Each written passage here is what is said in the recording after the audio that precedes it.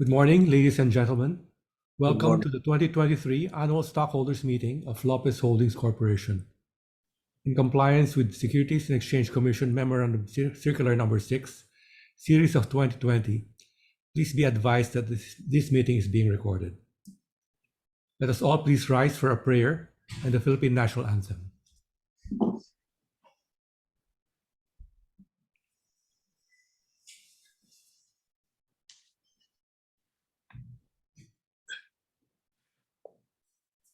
Things you have bestowed upon us through the years.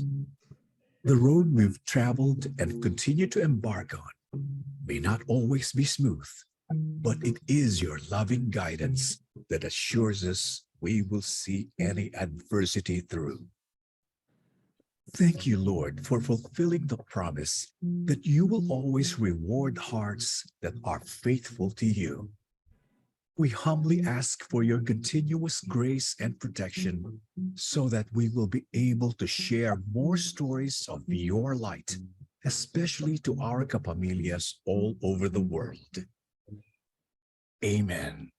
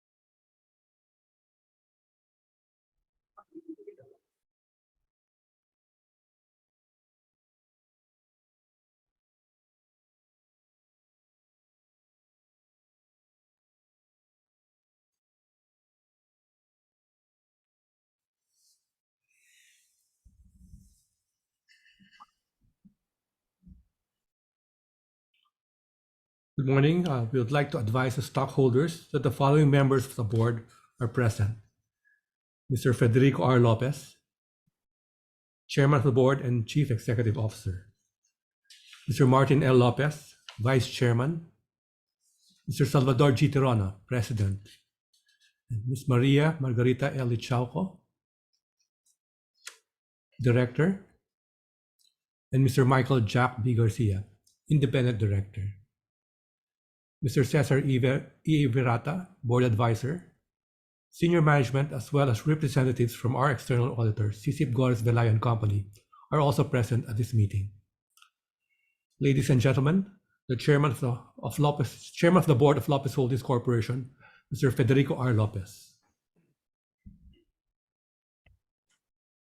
Good morning. The annual stockholders meeting will please come to order. We're holding this meeting virtually, and we thank everyone who registered, sent proxies, are now present at this meeting. Mr. Secretary, were notices of the annual meeting provided to the stockholders? Mr. Chairman, I have caused notices of this annual meeting to be published in accordance with applicable regulations of the Securities and Exchange Commission. In compliance with the SEC's requirements, the notice and agenda of this meeting were published in the Philippine Star and Manila Bulletin, both being newspapers of general circulation, last May 2 and May 3, 2023, in both printed form and in online. The meeting materials, including the notice and agenda, explanation of the agenda items, deficit information statement, registration and validation procedures for the virtual annual stockholders meeting, and the audited financial statements, together with the quarterly reports, were also posted in the Philippine Stock Exchange's EDGE disclosure system and in the company's website. In the event of technical difficulties, disorder, or other significant problems that may disrupt this meeting, the chairman may adjourn, recess, or expedite this meeting. or take action that the chairman may determine. In such an instance, the participants are asked to stay connected to this meeting for at least 30 minutes. If the meeting cannot be resumed, it will be considered adjourned and will be rescheduled to a later date and will resume from where it was prior to the problem. Mr. Secretary, is there a quorum?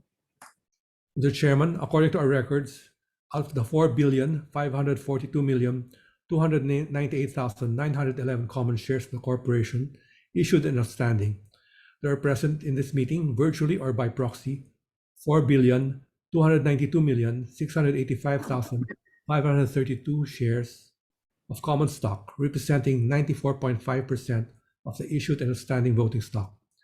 Mr. Chairman, there exists a quorum for this meeting. Mr. Secretary, please discuss the procedures and other ground rules for the meeting. Mr. Chairman, under the company's articles of incorporation, all common shares have full voting rights. All common stockholders of record as of April 28, 2023 are entitled to register and vote the number of shares in their name as of the record date. The notice and agenda as published include an explanation of the agenda items. As stated in the registration and validation procedures for the virtual annual stockholders meeting furnished to the stockholders, a validation of the stockholders was conducted from May 15, 2023 to May 28, 2023.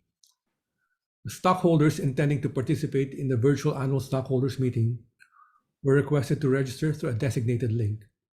Validated stockholders and proxies were sent a confirmation through email and the links to this virtual annual stockholders meeting. They were requested to cast their votes on or before May 29, 2023 at 6 p.m. through a secure online voting platform.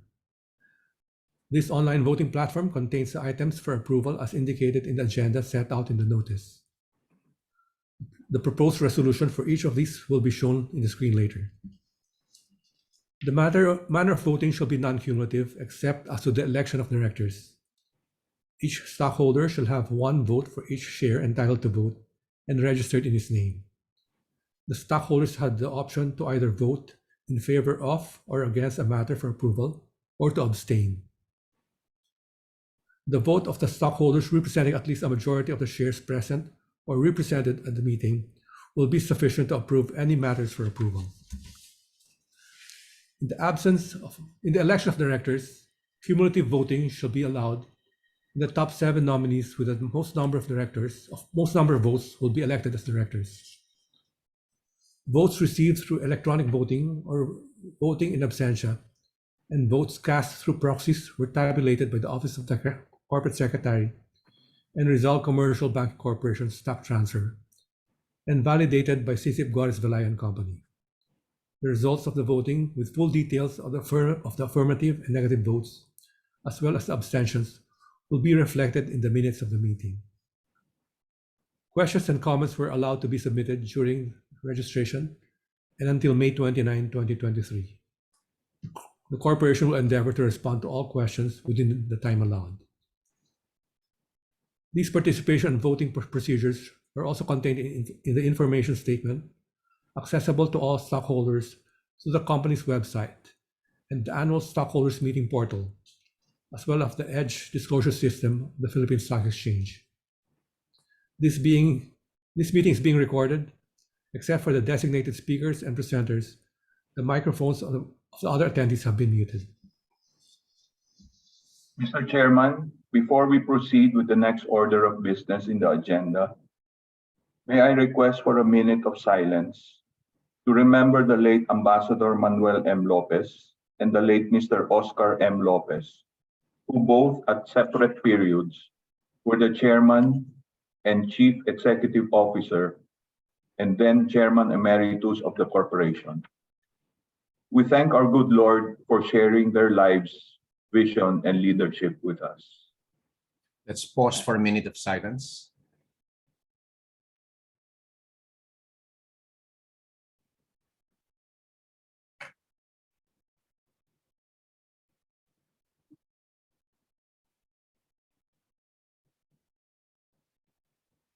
Eternal rest grant unto them, O Lord, and let perpetual light shine upon them. May they rest in peace. Amen. Thank you. Thank you. The next order of business is the approval of the minutes of the previous stockholders meeting. May I request the corporate secretary to read the proposed resolution in this regard and the voting results on this item. Mr. Chairman, an electronic copy of the draft minutes of the annual stockholders meeting held last July 14, 2022 has been made available at the company's website. Management is proposing the approval of a resolution as follows. Resolved that the stockholders of Lopez Holdings Corporation approve, as they hereby approve, the minutes of the annual stockholders meeting held on July 14, 2022. Mr. Chairman, we would like to make it a record that the corporation received votes or proxies representing 4,279,543,322 shares, or 99.64% of the shares present or represented in this meeting, and which voted in favor of the approval of the minutes of the last annual stockholders meeting. 3,456,710 shares, or 0.81%, voted against, and 2,549,000 shares, or 0.59%, abstained. This is so noted, and the resolution stands approved.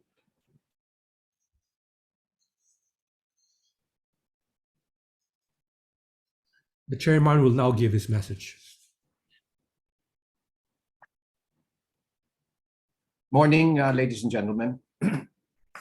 As we mark the 30th anniversary of Lopez Holdings Corporation, we look back with great admiration to those who started the company. The recent passing of my father, Oscar M. Lopez, and my uncle, Manuel M. Lopez, marks the passage of a generation. And it was by their vision, leadership, and determined service that the company was able to weather so much turbulence, primarily among them, the Asian financial crisis that hit just as the company had invested heavily in long gestation projects. With perseverance and good stewardship, the company regained sufficient financial health to usher the era of regular dividend payments, except for that year 2021, right after ABS-CBN Corporation lost its broadcast franchise. Recently, the board revisited its company statements, and we are now aligned with the First Philippine Holdings Group with our mission to forge collaborative pathways for a decarbonized and regenerative future. Now, what this means, as articulated in our chosen path, is that through our investments in FPH, we shall lead the transition to a decarbonized energy future, nurture inclusive, well-tempered, and creative spaces that elevate surrounding communities and the environment, and build infrastructure that creates resilience and enhances the quality of life in a complex, climate-changed world. And through our investments in ABS-CBN, we shall lead the transition to digital media content productions that inspire, connect, and showcase the best of Filipino talent and culture to global audiences. Adopting this mission and chosen path is both fitting and timely, because today it's undeniable that the climate emergency being faced by humanity is real and in urgent need of action. In the last few years, we've employed various platforms, venues, and fora, including our integrated report covers, to highlight the existential threat posed by the climate crisis. Now it feels so much more encouraging as we see a myriad of sectors of society weaving threads from the respective fields into a tapestry of solutions that aims to bring carbon emissions down to zero by 2050. While the challenge is still daunting, we know that with the right focus, countless solutions will come to light. The journey to net zero will involve 3 phases that need to be executed within a limited time frame. More importantly, we must keep in mind that the overriding goal is to solve the climate emergency by mitigating and reversing emissions, as well as adapting to its impacts that are already here and intensifying. Because if we don't get it right, the exponential deterioration of global climate systems and the environment will make it impossible to solve other problems like poverty, inequality, disease, food production, freshwater scarcity, mass migration, social displacement, the mass extinction of species, and biodiversity loss, among others. All of this we will feel during our lifetimes, and they're undeniably accelerating, as we can see in news reports every single day now. Recall that the Paris COP21 applauded the agreements that signaled that we could limit global warming to 2 degrees Celsius if all commitments were met. Now, since then, the UN IPCC issued a special report on global warming, followed by its 6th assessment reports from working groups 1, 2, and 3, all with dire warnings and consequences for a 2 degrees Celsius warmer world. Taken together, they underscore the scientific consensus that our targets must not exceed 1.5 degrees by end century. Now, this target is slipping away from us fast, but the 1.5 degrees Celsius must still remain our base case. Now, consequently, solving the climate emergency means deliberately embarking on a journey through these phases. In phase 1, we reduce greenhouse gas emissions of carbon dioxide, methane, nitrous oxides, and F-gases or fluorinated gases from the current 59 gigatons of GHGs per year, and we see emissions peak by 2025. Now, this phase 1 of reducing greenhouse gases, this is where most efforts are centered today. But we cannot stop there. Next, in phase 2, we aim further to eliminate all emissions of GHGs. We must get to net zero emissions by 2050.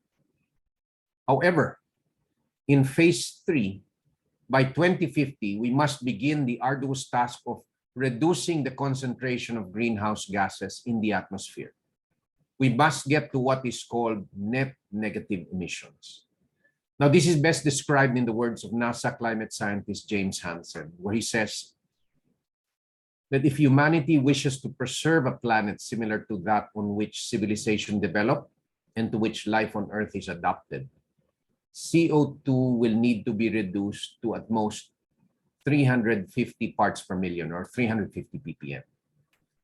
Now, just for reference, pre-industrialization carbon dioxide levels were at 280 ppm, and we sailed past 350 ppm in 1986. We continued to blow through 400 ppm in 2013, the same year that Super Typhoon Yolanda, the most powerful typhoon on Earth to ever make landfall, announced to the world through the suffering of millions of Filipinos that climate change is here and that we better get our acts together now. While the COVID-19 pandemic has given the world a short respite, today emissions are on the rise again and Paris COP21 targets still aren't being met. We now need to realize phases 1, 2, and 3 within the rapidly diminishing time frame of the next 27 years. Failing to do this over the limited period will trigger irreversible tipping points, the effects of which we are already seeing in news reports from all over the world every day. The clock ticks as we speak. Winning this war and solving climate change will mean staying laser focused on strategies, tactics, and accelerating technologies that are likely to scale within this very critical time frame of the next 27 years. Progress through phases 1 to 3 in the battle to solve the climate emergency has many facets beyond just energy. It spans agricultural practices, food production, waste management practices, industrial processes, deforestation, F-gases used in refrigeration, and many others. The key elements of the energy transition involves the following: reducing the carbon intensity of electricity, scaling up energy efficiency efforts, electrifying as much of transport and the industrial sectors, using carbon neutral fuels for other hard-to-reach sectors, and deploying nature-based and man-made carbon capture use and storage. All these will have immense implications for the central role of the electricity grid. The most important point is that by 2050, we will need 5 times the electricity that we use today, and we will need 10 to 12 times the clean energy in use today. For now at the FPH Group, our efforts remain focused largely on helping to reduce the carbon intensity of the electricity grid and then ultimately to decarbonize it. We're making it our mission to shepherd the energy transition to net zero. From a global perspective, we need to clean up the electricity grid's generation sources with the intent of progressively lowering carbon intensity per kilowatt hour. Now, this is done through a combination of renewable energy sources, storage, like batteries or pump hydro, and other complementing low carbon energy sources. This alone is a complex balancing act. For our country, adding more 24/7 renewable energy sources like hydro and geothermal power to the grid should be encouraged as no-regret options. However, what needs to be done thoughtfully is the addition of more renewable energy sources like solar and wind. With their variable and intermittent nature, though, necessitates that we match them with more grid capacity and storage to account for the fact that they're not there when night falls or on cloudy or windless days. However, batteries are only capable of running 3 to 4 hours and thus fall short of fully providing power for the 10 to 12 hours before the sun rises or the stretches of cloudy or windless days or even weeks. As such, there is need for a low carbon emission fuel like natural gas to act as the bridge fuel that's technically more suited for complementing the variable nature of renewable energy. Now, we view FirstGen's diverse portfolio of clean and renewable energy sources as a key enabler to a greener electricity grid.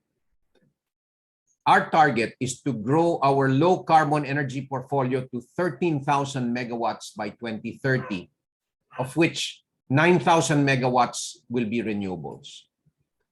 The construction of our LNG terminal has reached practical completion, and soon after, we expect the commissioning of our floating storage and regasification unit vessel. Of course, over time, we must look toward repowering our natural gas facilities with green fuels like hydrogen as these become more feasible, or they can be decommissioned outright before 2050. As we clean up our energy grid, we must also move towards scaling up energy efficiency as the first fuel and encourage its use everywhere. Today, these efforts are still sparse and fragmented, but they have great potential. They are the lowest hanging fruit to reduce carbon emissions and are no-brainers because they also bring real cost savings and enhance the bottom lines of our customers. Yet, as we navigate this energy transition, we must bear in mind the need to keep the lights on and keep power prices affordable for all. At the same time, we must continue to improve access to 24/7 electricity for millions of households in the country who currently do not have it reliably in their lives, if we are to even begin uplifting them from poverty. Decarbonizing and scaling up a green electricity grid over the next 3 decades is probably the greatest energy transition in the history of mankind. It's not just changing the electricity system, but building a new global energy system with components we have never built before and at a massive scale. This will need nothing short of collaborative action among various players that today consider themselves competitors. And these also need well-coordinated and timely action on the part of regulators who must ensure energy security and be well-versed on the elements that make for a successful and just energy transition. In addition to creating a future-ready energy system, our being fourth on the world's climate vulnerability list necessitates that we prepare Philippine cities, communities, and infrastructure for resilience in a climate-changed world. The impacts of the climate crisis, as well as climate action that will be demanded of everyone, are among the forces in history that will transpire gradually and then suddenly. If we're not prepared and conveniently ignore it, we'll be overwhelmed and not recognize the world around us in the coming 30 years. The science tells us we no longer have a choice. We need to act in a systematic and collaborative way if we want to succeed and make serious headway in tackling other issues like hunger, poverty, and the other pressing sustainable development goals of our time. Trying to solve those will be futile if we don't build for the resilience that we need and if we don't ultimately solve the climate emergency. The forces unleashed by the climate emergency are already creating a future that by necessity must look very different from the past. The times call for new paradigms and even social constructs. We will need to measure progress using new metrics and reshape our way of life to thrive in a changed and rapidly changing world. It's all about reimagining our relationship to the planet and to one another. If humans have such immense power to degenerate the earth, if we so choose, humanity can also wield the same power to change course and regenerate it, not just for the sake of currently living humans, but for the millions of other species that co-inhabit our world, today and tomorrow. The journey to a decarbonized and regenerative future is not purely driven by the bottom line. To our stakeholders, thank you for your support in helping us transform our company to one that's truly responsive to the needs not only of our country, but of the world. Thank you. Our President, Mr. Salvador Tirona, will now give his report. Thank you, Mr. Chairman. Fellow shareholders, mga kapamilya, a pleasant morning to all. Today, we mark the 30th anniversary of Lopez Holdings Corporation, which was organized on June 8, 1993. Originally named Ventures Holdings Corporation, the company invested in vital infrastructure and world-class services to support the development of the country and its people. Lopez Holdings continues its commitment through these current investees, first Philippine Holdings Corporation or FPH and ABS-CBN Corporation, which provide valuable and honorable service to all our stakeholders. For the year 2022, Lopez Holdings reported 5.439 billion pesos in net income attributable to equity holders of the parent. This is 254% higher than the 1.538 billion pesos in net income attributable to equity holders of the parent in 2021. The financial results primarily reflect the recovery of the business units under investee FPH following the easing of community quarantine measures in 2022. Hence, consolidated revenues increased by 36% year-on-year to 170.338 billion pesos from 125.159 billion pesos. On the other hand, investee ABS-CBN reported a smaller net loss, helped by an increase in advertising revenues and the sale of some properties and equipment. This is reflected in the equity share in net losses from investment accounted for at equity method, amounting to 943 million pesos for the year 2022 from an equity share in net losses of 2.848 billion pesos in the previous year.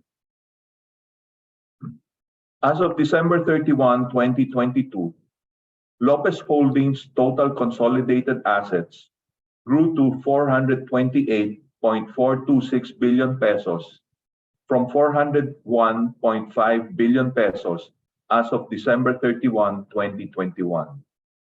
This figure mainly includes assets of FPH. Debt-to-equity ratio slightly declined to 0.58 times in 2022 from 0.62 times in 2021, while book value per share increased to 19 pesos and 41 centavos a share at the end of 2022 from a book value of 17 pesos and 15 centavos a share in 2021. Since the year 2017, the parent company, Lopez Holdings, has had no more direct obligations. However, on a consolidated basis, total liabilities stood at 204.246 billion pesos for the year-end 2022. FPH benefited primarily from the strong performance of its operating unit, FirstGen Corporation. Moving forward, this means that the Energy Group would have sufficient resources to meet its obligations and fund its committed investments. Total equity attributable to parent stood at 78.776 billion pesos as of December 31, 2021, from 65.071 billion pesos year-on-year. Let us now move to the performance of our investee companies. FPH reported a 26% increase in net income attributable to equity holders of the parent to 12.676 billion pesos from 10.021 billion pesos in 2021. Recurring net income attributable to FPH was at 12.784 billion pesos, or 27% higher than the 10.055 billion pesos in the previous year. Its year-on-year consolidated revenues were higher by 36% at 170.338 billion pesos from 125.159 billion pesos. The favorable performance of the FPH Group was driven by improved earnings across the conglomerate's core business units.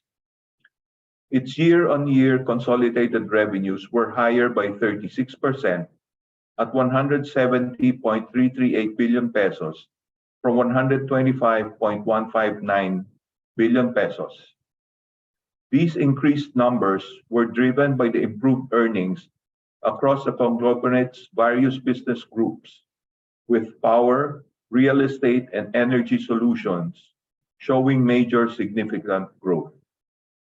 Sale of electricity accounted for 85% of revenues both in 2022 and 2021.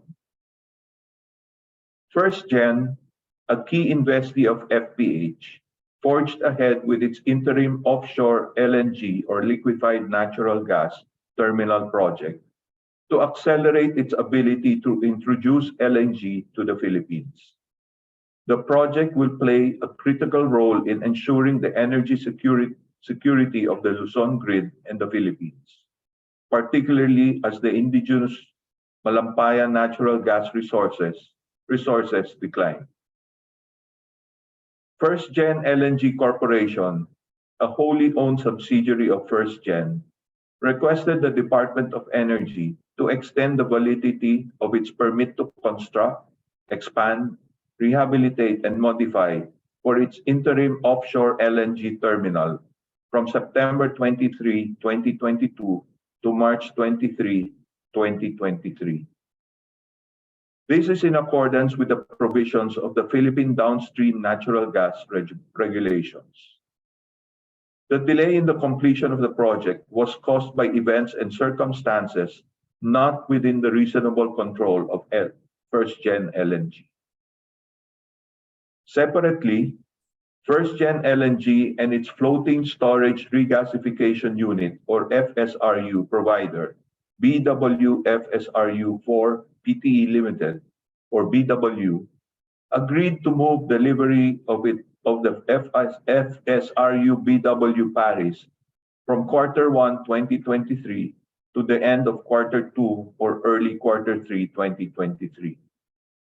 In April 2021, FGen LNG and BW executed a 5-year time charter party for the charter of BW Paris, which will serve to provide LNG storage and regasification services to FirstGen's existing and planned gas-fired power plants, and other third-party terminal users. Moving on to ABS-CBN, it reported a net loss of 2.636 billion in 2022, 54% lower than the 5.670 billion pesos net loss in 2021. Year-on-year revenues increased by 8% to 19.197 billion pesos from 17.825 billion pesos. Advertising revenues improved by 21% due to election-related placements and regular advertising growth. The company also sold treasury shares and Philippine Depositary Receipts, or PDRs, to our ultimate parent, Lopez Inc., as well as certain land and equipment to external parties.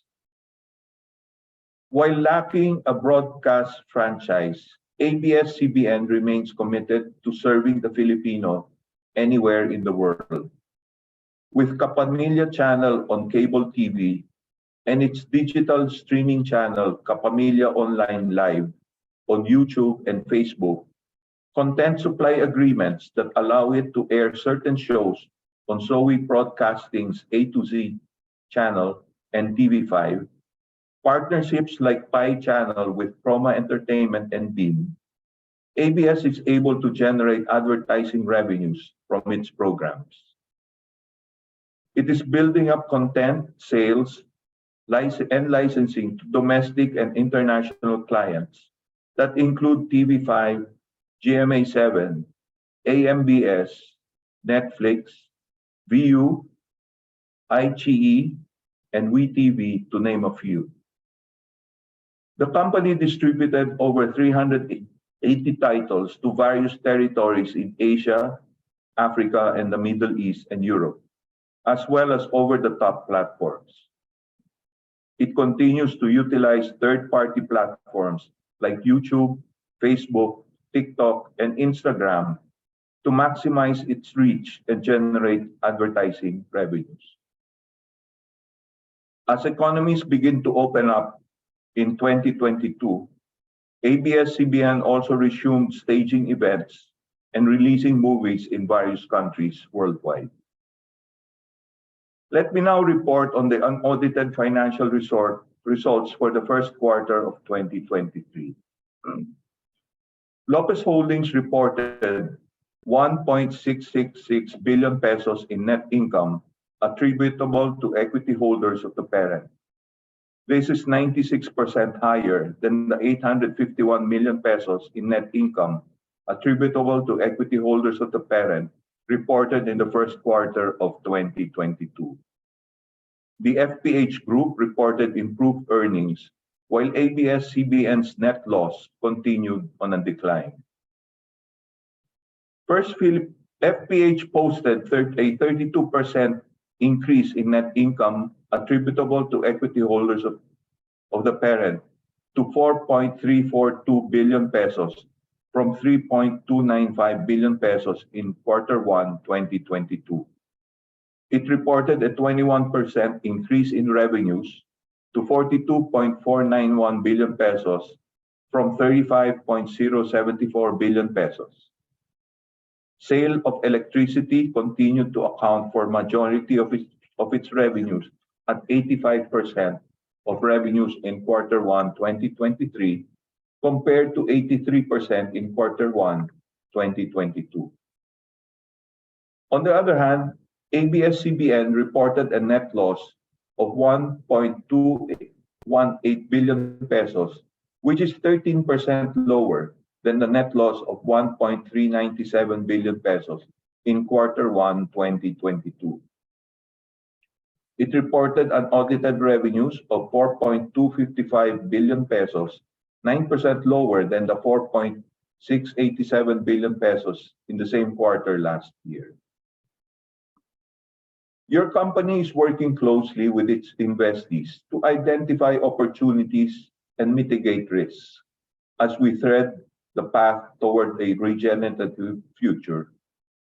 For FPH, this means collaborating with a host of businesses, communities, and institutions in the transition to a decarbonized energy environment.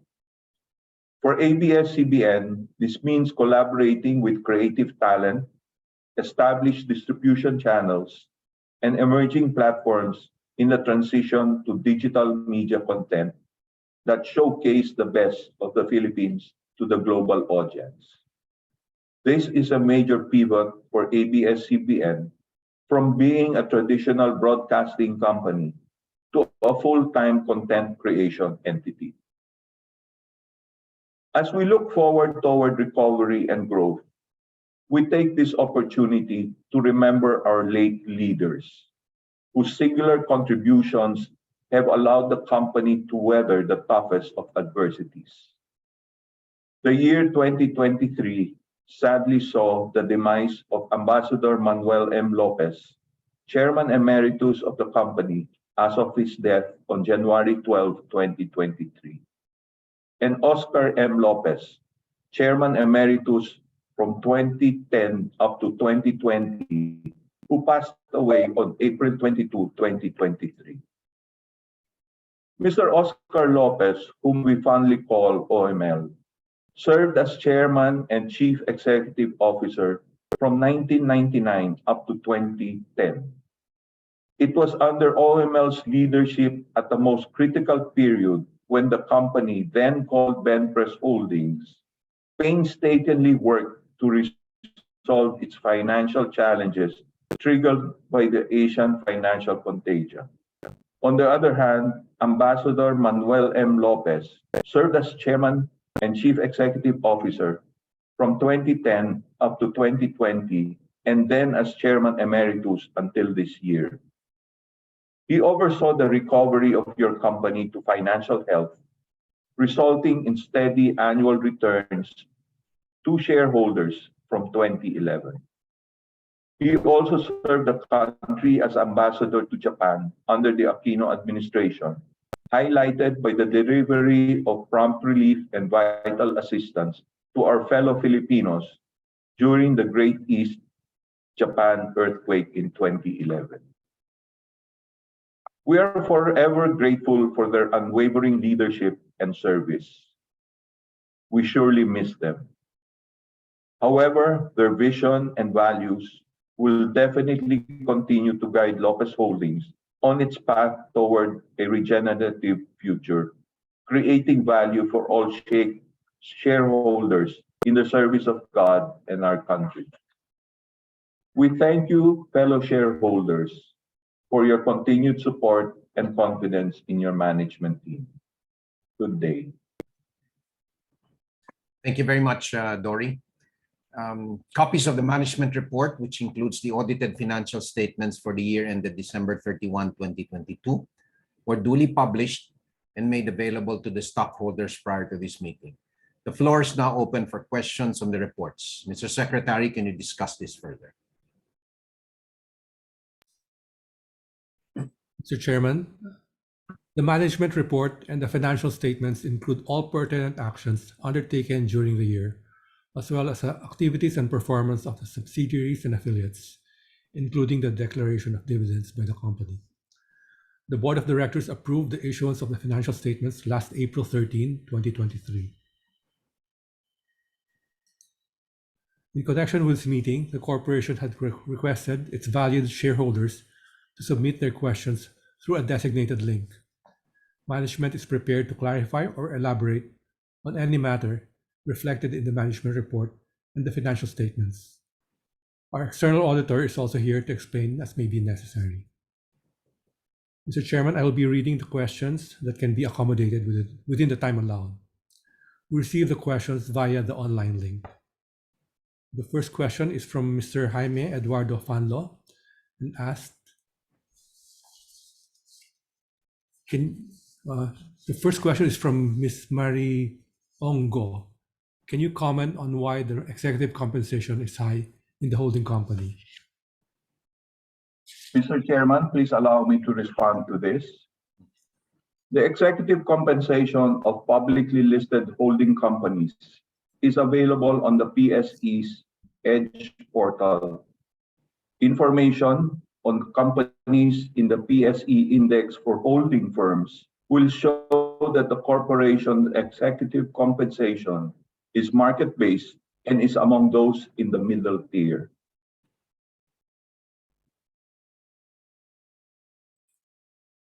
Next question, Mr. Chairman, is from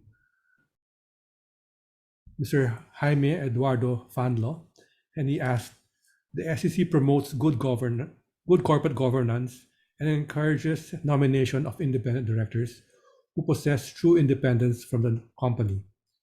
It appears two of the independent directors have been nominated by a second-generation Lopez staff member, former longtime officer and controller of both Lopez Group of Companies and FPH.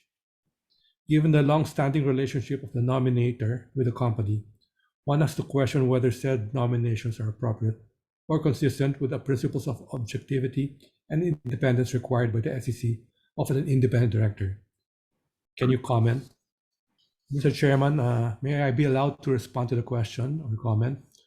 The SEC does not have any rules on the qualification or disqualification of a nominating shareholder of an independent director. Notwithstanding, the person referred to in the question retired from a Lopez Group company in 2013, or about 10 years ago, and has had no dealings with the Lopez Group since then.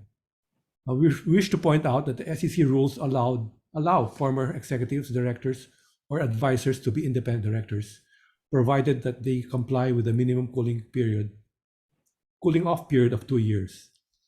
If under the SEC rules, the nominating person is qualified to be an independent director, then such nominator should have all the qualifications to nominate an independent director. Furthermore, this year, nominees for independent directors and their qualifications were reviewed and approved by the Board Corporate Governance Committee. Another question is from Mr. Jesly Tanui, and he asked, in the information statement, it did not mention any requirement to submit an ID together with the Secretary's certificate, nor does it mention the Secretary's certificate has to be dated the year 2023. Why did you disseminate information and create a need to rectify and create a process that made it difficult to submit proxies? The whole process of submission of proxy felt very exclusionary towards the minority shareholders. Again, Mr. Chairman, please allow me to answer the question.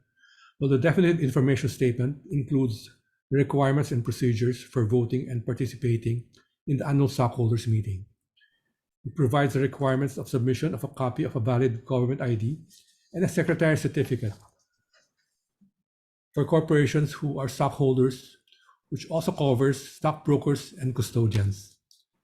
Some of the secretary's certificates submitted by stockbrokers and custodians were more than 1 year old, and it goes without saying that a corporation has a duty and responsibility to determine whether the authorities of those persons signing the proxies are current and have not been superseded. Thus, the corporation required secretary certificates to be currently dated.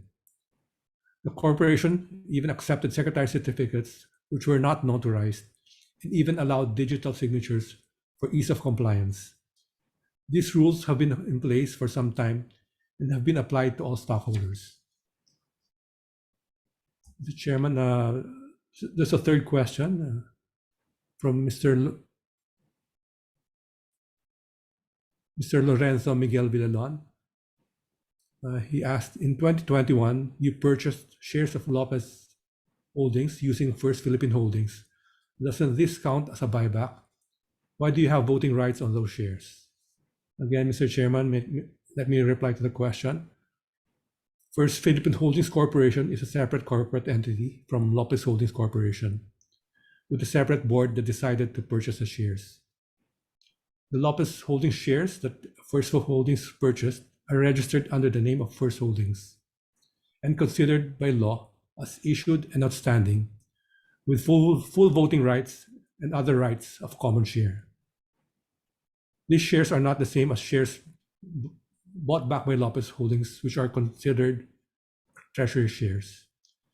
Treasury shares are considered issued but not outstanding and have no voting rights, nor rights to dividends.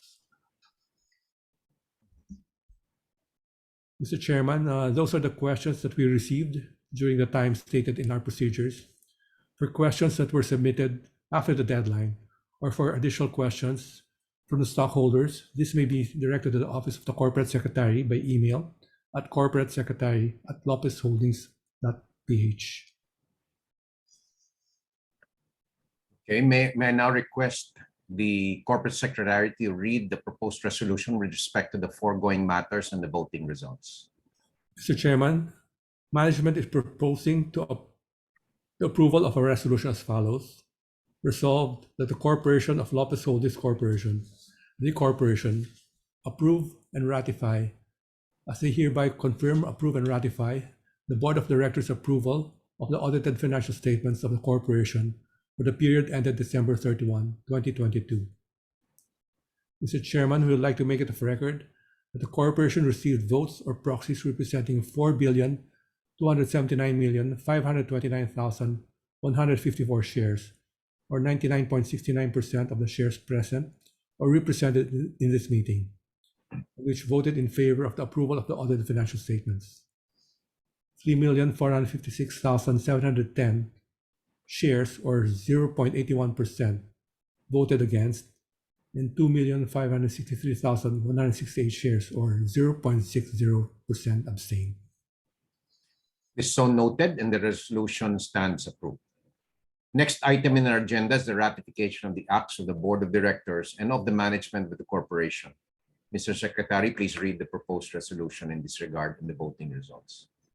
Mr. Chairman, the actions affecting the business operations, financial performance, and decisions of the corporation are also covered in our information statement, management report, chairman's message, and president's report, and in our discussions in this meeting. Management is proposing the approval of a resolution as follows. Resolved that all resolutions and acts of the Board of Directors, as well as the acts of and contracts entered into by management of Lopez Holdings Corporation during the calendar year ended December 31, 2022, and up to the date of this annual stockholders meeting, the chairman's message, and the president's report be as they are hereby confirmed, ratified, and approved by the stockholders. Mr. Chairman, we would like to make it of record that the corporation received votes or proxies representing 4,279,528,154 shares, or 99.69% of the shares present or represented in this meeting, and which voted in favor of the confirmation, ratification, and approval of the acts of the Board of Directors and of the management during the calendar year December 31, 2022, and up to the date of this meeting, as well as the chairman's message and president's report rendered today. 3,457,710 shares, or 0.81%, voted against, and 2,563,168 shares, or 0.60%, abstained. This is so noted, and the resolution stands approved. Next item in the agenda is the election of directors of the corporation for the ensuing year. There are 7 seats in the board to be filled. Mr. Chairman, in accordance with the bylaws and manual of corporate governance, the following have been qualified and nominated as directors of the corporation for the ensuing year. Mr. Maria Margarita L. Chaco, Mr. Federico R. Lopez, Mr. Martin L. Lopez, Mr. Salvador G. Torana, Mr. Michael Jack B. Garcia, Mr. Roberto L. Pandillo, Ms. Consuelo D. Garcia, and Ms. Yuni Marie Perez. Mr. Garcia, Mr. Pandillo, Ms. Garcia, and Attorney Perez are being nominated as independent directors. The directors' qualifications and professional experience are all discussed in the information statement. For the election of directors, stockholders had the option to vote their shares for each of the nominees, not vote for any nominee, or vote for one or some nominees only, in such number of shares as the stockholder provided that the total number of votes cast does not exceed the number of shares owned by them, multiplied by the number of directors to be elected, which in this case is 7. Mr. Chairman, the results of voting based on the votes cast received is tabulated by the Office of the Corporate Secretary and Rizal Banking Corporation Stock Transfer and validated by Sisip Goris Velayon Company are as follows. Mr. Federico R. Lopez received 3,769,665,358 votes. Ms. Maria Margarita L. Chaco received 766,319,841 votes. Mr. Martin L. Lopez received 3,766,319,841 votes. Mr. Salvador G. Torona received 3,766,219,841 votes. Mr. Roberto L. Panillo received 3,766,319,840 votes. Ms. Consuelo D. Garcia received 3,766,319,840 votes. Attorney Yuni Marie Perez received 3,686,044,185 votes. And Mr. Michael Jack B. Garcia received 3,680,861,006 votes. So the following 7 nominees received the highest number of votes and have been elected as directors. Mr. Federico R. Lopez, Ms. Maria Margarita L. Chaco, Mr. Martin L. Lopez, Mr. Salvador G. Tirona, Mr. Roberto L. Panillo, Ms. Consuelo D. Garcia, and Ms. Attorney Yuni Marie Perez. The results of the elections and tally of votes will be made part of the records. I certify that the Board of Directors so nominated have received the requisite number of votes for election without prejudice to a final tabulation to be made part of the records.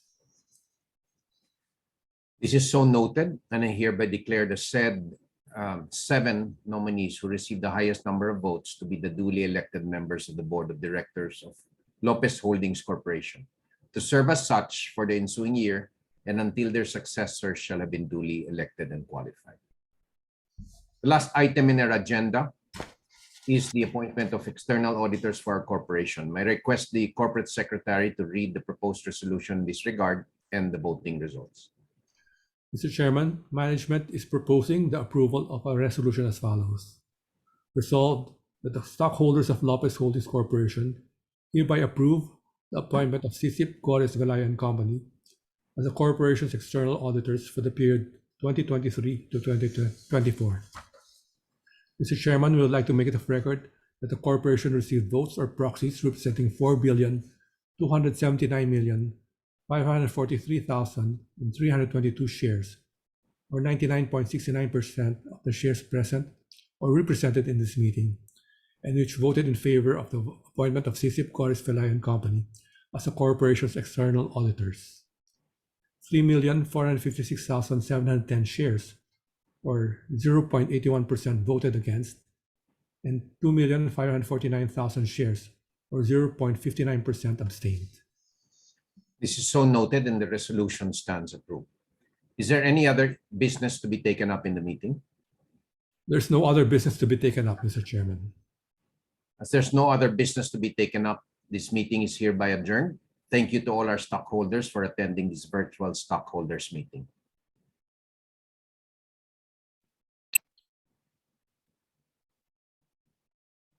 We wish to advise the stockholders who attended this meeting that our Investor Relations Office will be emailing those who attended to secure their feedback about the conduct of this meeting.